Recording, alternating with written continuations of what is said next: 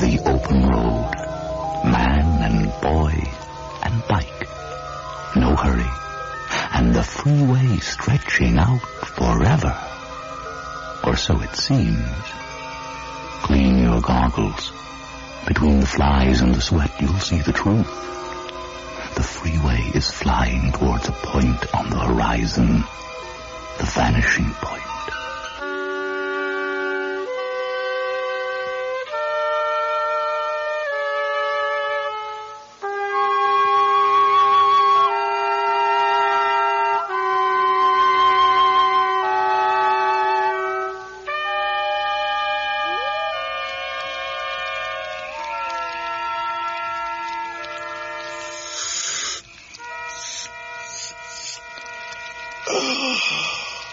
You want a bit of this?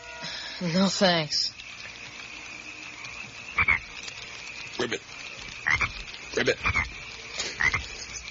Lonesome Creek doesn't quite live up to its name, does it? We're not lonesome, and it sure doesn't sound like any of our friends out there are lonesome. I guess not. Are you warm enough? Ooh, can sure tell it's August when the sun goes down. I think that storm's going to blow over. Yeah, we probably could have kept going after all, but we're not in any hurry, right? It's nice here. We'll get a good start in the morning. I'll just have me a little smoke and catch up on my journal writing. Hey, you going into the tent if you get sleepy? I'm not sleepy. Dad. Something troubling you, Josh? I heard you tell Aunt Edie and Uncle Robert I might be coming to live with you. Well, now that's one of the things we're going to talk about before this trip is over. You mentioned it to them before you say one word to me. Well, it came up in conversation. They wanted to know how you were doing in school, how your mama was, things like that. I just mentioned it as a possibility, that's all. Yeah, right. Yeah, not one word to me. All right, I apologize. I guess I was waiting for the right moment. Some romantic nonsense about us out in a canoe and sitting around in a campfire after cooking our own fresh-caught fish, and I'd bring it up, paint myself in an extremely favorable light, how much fun we'd have, and so on and so forth. You don't need to paint yourself in a favorable light. No?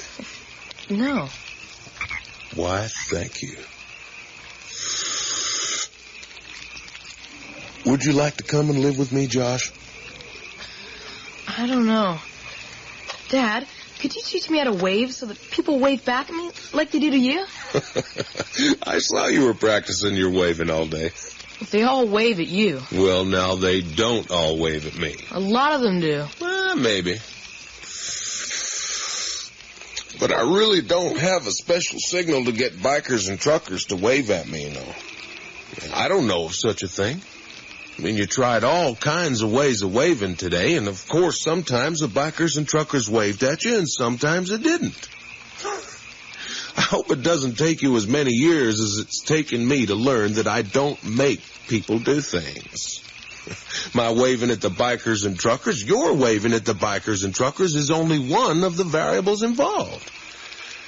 Well, the guy who doesn't wave may be thinking about where he's going to spend the night or how much longer he can go before he takes a piss. And the guy who does wave, well, maybe he needs to feel generous or waves at everybody like the Queen of England or just got laid and is feeling good. Who knows? But I'll tell you one thing. What's that? Oh, motorcycle riding seems to be good for sorting things out. What sort of things? Oh, any old thing. Hey, do you mind if I try out a few of my brilliant thoughts and insights on you? Go ahead. Sometimes I can't follow you, though. That's what my students say. Anyway, I'll just shoot my mouth off and toss out a few things I've been thinking about all day while you were practicing your waving. They have to do with motorcycle riding and Grandma Weaver. Grandma Weaver? Dad, she didn't even recognize us. I can understand she might not recognize me, but she didn't recognize you. Hey, now hold on. What makes you so sure she didn't recognize us? Now just hold your horses. We were standing right there, right by her bed, and she starts talking about her son up in Canada and how the kids don't live with them and so on. Okay, I admit it's pretty disconcerting. But don't you think it's pretty interesting how we arrive, and after Aunt Georgie says, "Mother, here's some visitors for you," she opens her eyes and almost immediately starts talking about us? But she was talking about us as though we weren't there right in front of her. One of the boys lives up there in Canada. He's a college professor up there. It rains a lot up there in Canada. What's your name? Gave me the creeps. Well, what she said seemed to make sense to her. Didn't seem to give her the creeps. But even when you told her your name and my name, she didn't recognize us. How do you explain that? Well, just at the minute, I don't explain it, but I'm working on it. And the fact that she didn't use my name or your name the whole time we were there doesn't necessarily mean she didn't recognize us. Oh, no, not necessarily. Now, don't always take the easy explanation, Josh. I mean, if you want to get the most out of the brains you were so obviously born with, you've got to poke. You've got to challenge. You've got to rock the damn boat. I need to know a whole lot more about the brain. About what really gets stroked when somebody has a stroke. You know, Josh, everybody who's seen Grandma Weaver says she's really mixed up and is in bad shape mentally. And that's what I would have thought from all the letters that people have written me. People have known her all their lives. Until I saw her the other day. Now I'm not so sure. Now I think she's just using language, maybe even using memory in a way that I haven't thought about before. I think I might be onto something central about the way brains work.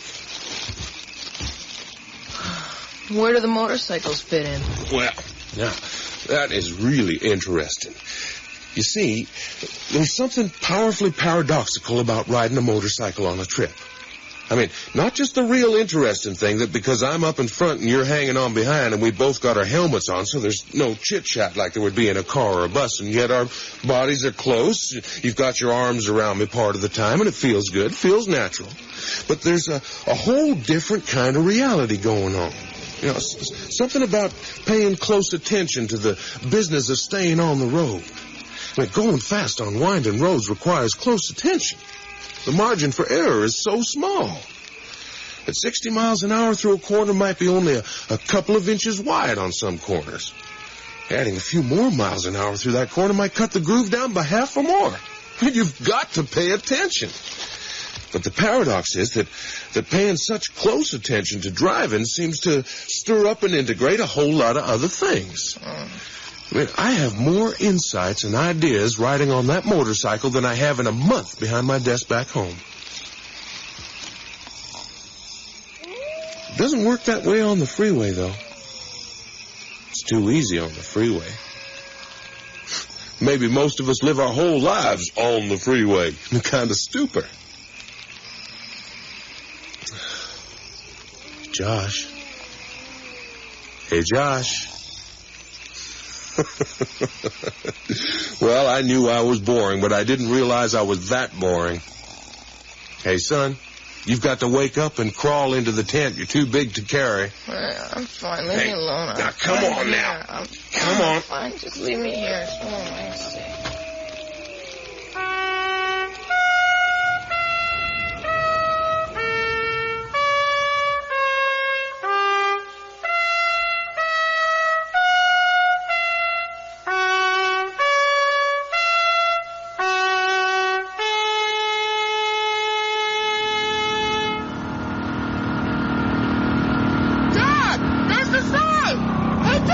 Okay, I see it. Keep your shirt on.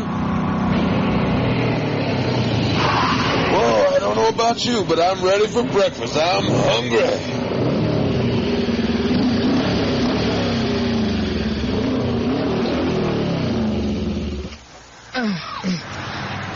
Sorry I fell asleep on you last night. Hey, that's perfectly all right. I ended up falling asleep on myself. Woke up in the middle of the night with the fire out, a very cold riding hand, my glasses still on, and slobber drooling out of my mouth.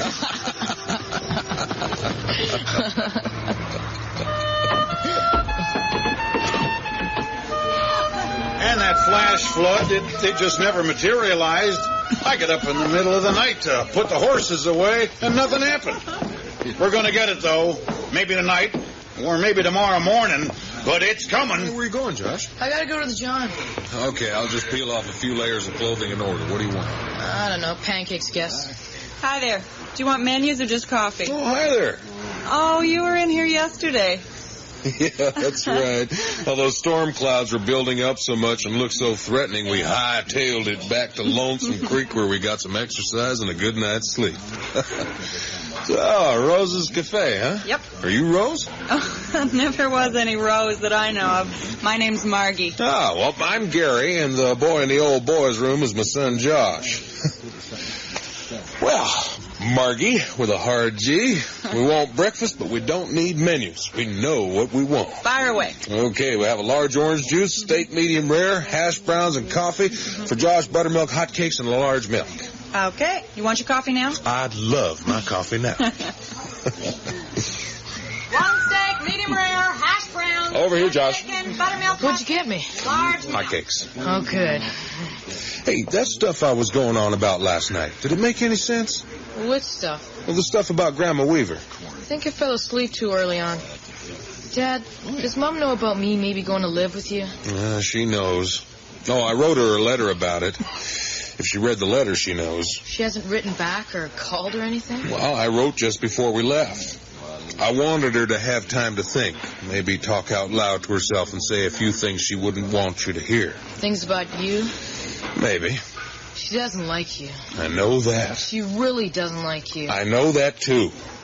Do you remember me talking about motorcycles and grooves? A little bit. Dad, can I drive today? Maybe. On a side road. Ah, sure. Then you'd find out about the groove. Anyway, you know how we say things are groovy or in the groove? Well, maybe you do. Okay, but jazz musicians say it, and we all said it in the 60s. Grooving on the sunshine, etc., etc. Well, it all fits together. Sorry, you've lost me. What fits together? Well, the basic idea is that there's a groove that I can follow that's exactly right for me to live in an optimum way. Guiding that motorcycle down the groove through a corner has become a metaphor for living in a tuned-in, turned-on way, responsive to things as they come, and yet selective for things to respond fully to. High River Fire Department. High River. Here's your coffee. There's a fire in a week. I'll see you boys later. That calls for me. Okay, now, where was I? Oh, yeah, and Grandma Weaver, well, she's in the groove as well. You fellas didn't get as far as you wanted to yesterday. Hi there. No, we got worried about the weather and went back down to Lonesome Creek. Decided to come back here for breakfast, though. This sure is a good place to eat. Do you think so? Yes, I do. Hey, Dad, can I have some money for the jukebox? Oh, you out of money already. No. Here, play Anne Murray. I like to listen to her. Well, I don't. Hey, now go ahead, then you can choose the next one. That's not Anne Murray. I must have pushed the wrong button. Look, it says R3 Anne Murray. Snowbird. Did you push R3? I don't know. I thought I did. Here, look, here's your quarterback. It don't matter. Missed the damn fire truck. I waited at the corner for ages and no damn truck came by. Hey, Margie, bring me a fresh coffee, will you? In a minute. They shouldn't serve people like that in here. People who miss fire trucks? There's a lot of weather in them clouds. And you fellas are on a motorcycle, aren't you? Yeah, that's right. We've just come back from Shelby, Montana, where we've been visiting his great-grandma and all his great-aunts and uncles. That's so. Yeah. I got my driver's license taken away from me now. I had to get a physical exam to get a health card so as I could work in this restaurant. And she didn't put no ketchup on your table. Hang on, I'll get some. Dad, I don't want him talking to us while we're eating. Look, we're not eating yet, are we? He's just somebody who wants to talk, that's all. Well, maybe he's lonely. Sometimes I think I don't travel, I just go to see people. Anne Murray. Here you are. And here's your juice. No, thanks. Do you think you could hurry them up in the kitchen? You see, Josh, any minute now. The doctor said I had something wrong with my brain and I'd have to see a specialist. I got epilepsy. You know what that is? Epilepsy? Sort of. I'm going to play Buddy Holly. I like those songs. I'll use my own quarter. Josh. Everybody thinks I'm crazy. They say I am, and maybe I am. But I know something that they don't know. Oh, yes. And what's that? Here you are. Sorry it took so long. Thanks, Margie. Earl, Harry needs you in the kitchen. Tell Harry I'll be there in a minute. He needs you right now. Hey, Margie, have you seen the show at the drive-in? No, but I'm not going with you. I may be blonde, but I'm not dumb. Oh, you want to bet? Oh. And if you boys want anything more, you just let me know. Blueberry pie will be ready in about 10 minutes. Thanks. We just might wait around for something like homemade blueberry pie. Hey, Margie, how about that coffee, huh? And bring me 2 of them jelly donuts when you get a minute or 10. Ah, hold your horses. Hadn't you better go give Margie a hand? She's all right. Don't worry about her. Now me. I've got the mind of a little girl that died. Dad! It's okay, Josh. Eat your pancakes. When they sent me over to Calgary to that specialist, he put me on a table and put some needles in my head, but wouldn't let me see what he was doing. Dad, please. What's the matter? Am I upsetting your stomach? Just made me lay there with my head covered up for the longest time.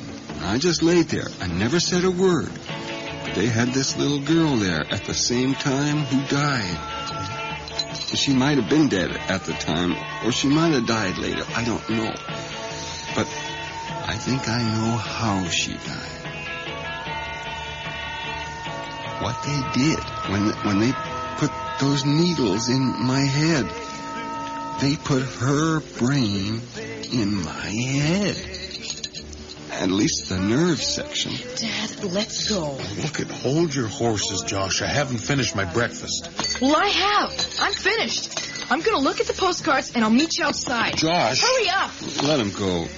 Kids don't want to know about nothing. Ever since then, I've had this vision. Or a dream. Her dream. No. I don't know if it's her dream or her memory, but I can see it plain as day, just like I was there. It's just like I was there in that little girl's body. She was on a wheat combine. She'd ridden a horse out to it with 2 other kids. I can see their bodies, but their faces are blanks. Like their faces had been erased, maybe. Anybody out there want fresh blueberry pie? Oh, yes, please. Yeah, I'll have a piece over here, Margie. I love old, please. Okay. Would you like to join me in a piece of fresh blueberry pie? No, thanks. Crust tastes like cardboard, and he puts too much sugar in. Well, suit yourself. You know, your story is really amazing. It's funny, but it fits in with the very things I've been thinking about on this trip. Say, who are you? Are you a doctor? No. Well, not kind of doctor you mean, but I'm very, very, very interested in the brain. You make a difference between the brain and the mind? Oh, certainly. Dad, are you coming or not? Look, 5 more minutes, Josh. Here you are. Thanks. Listen, I'd better pay now. My boy's getting anxious to hit the road. Okay. Harry's getting more than anxious, Earl. Harry's getting fed up. That's $13.50 counting the pie. Well, here's 15. Oh. Food and the service are first rate. Why, thank you. Margie, you're wanted up front. I'm coming.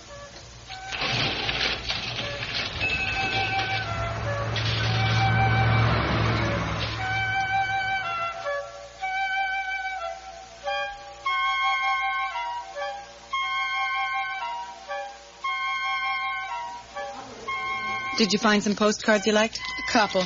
I'd like this old Henry bar, too. So soon after breakfast? It's for later. Tell my dad I'll be outside.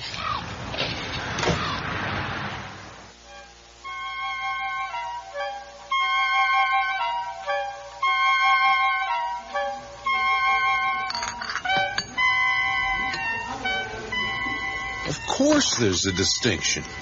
I mean, I could hold a dead man's brain in my hands, turn it around, feel its weight, and so on, but unless I had known the man or read about him or heard about him or read something that he'd written, I wouldn't know anything about his mind.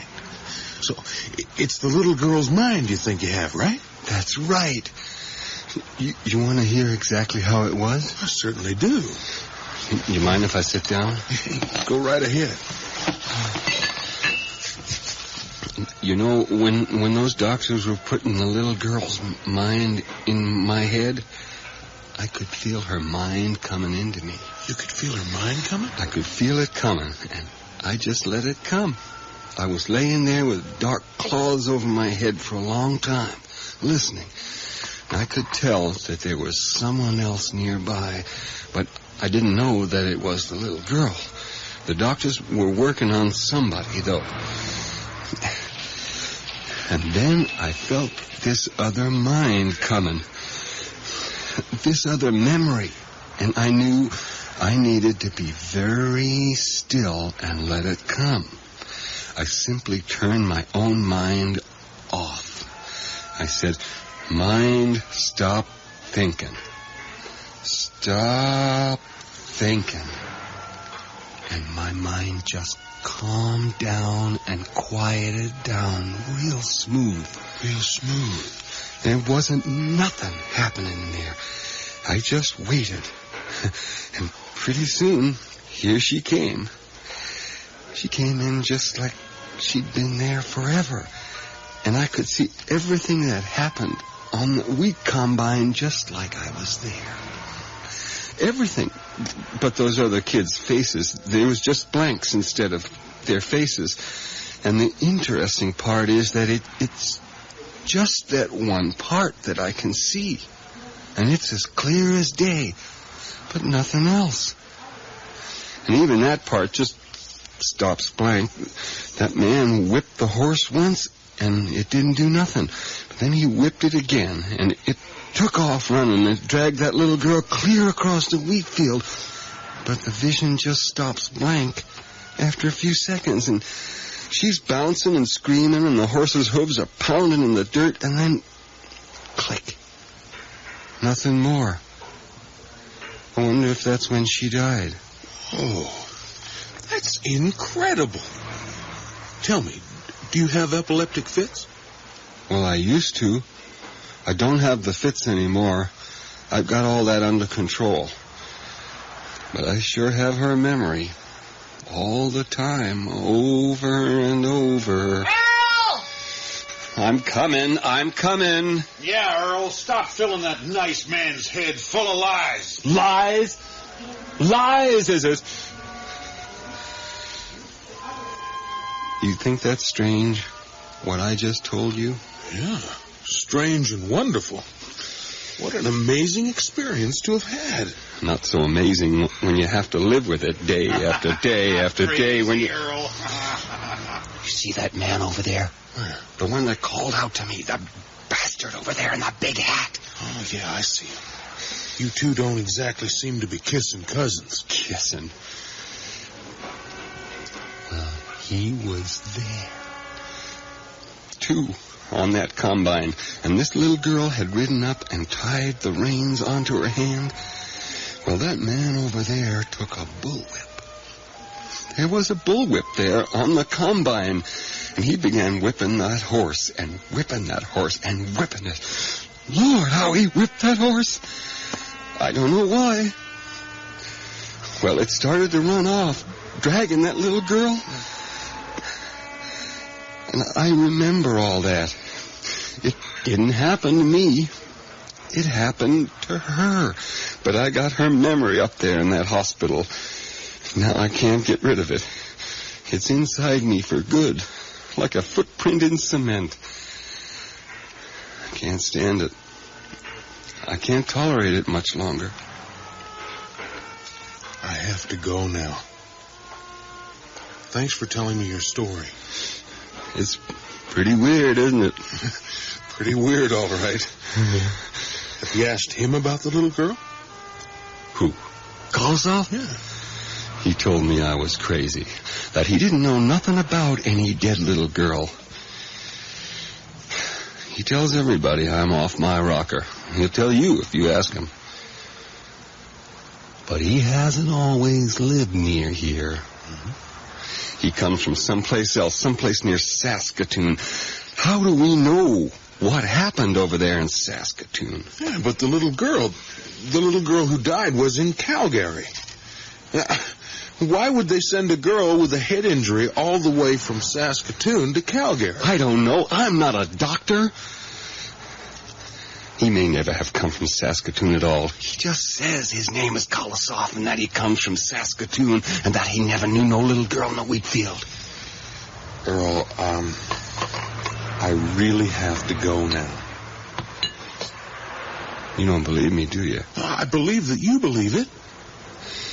You don't know what it feels like. Having somebody else's memory inside your head. That man on the combine and the bullwhip, the sound of it, and the horse dragging that little girl and her screams. I hope nothing like that ever happens to you. I hope not. Earl! I'm coming.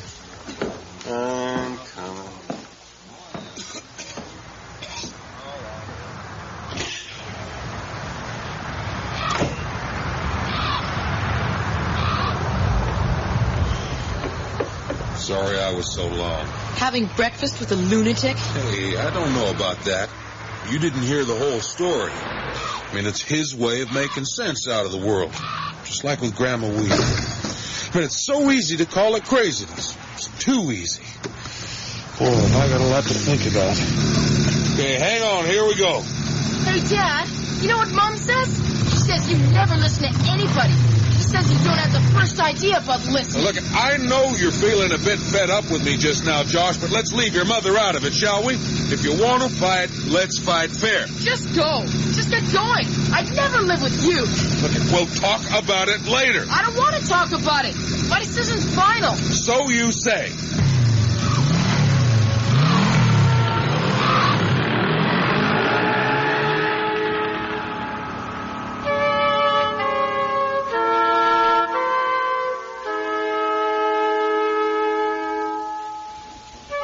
All the way that carry, the bikers, the truckers, they all talk to him, seem to know him.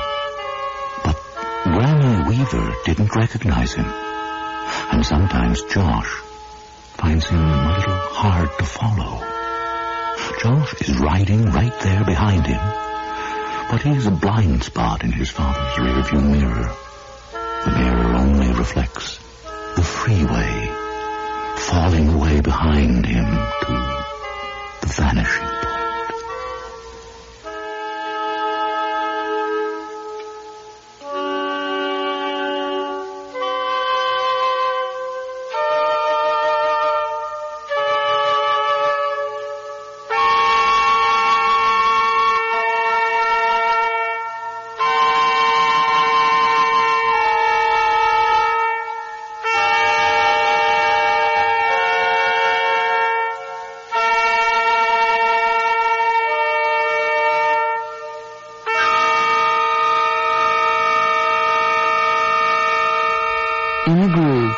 Audrey Thomas. Featured in the cast were Gary Chalk as Gary and Sean Clements as Josh, with Tom Heaton as the man, Cam Lane as Kolosoff, and Alana Shields as Margie.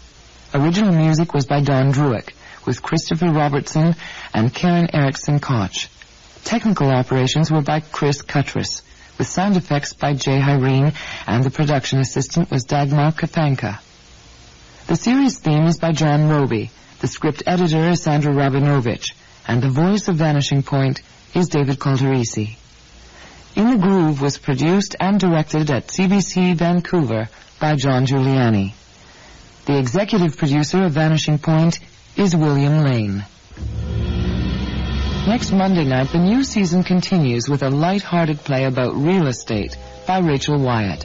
It's called Soft Landscape, and the production features Saul Rubinek and Mary Long.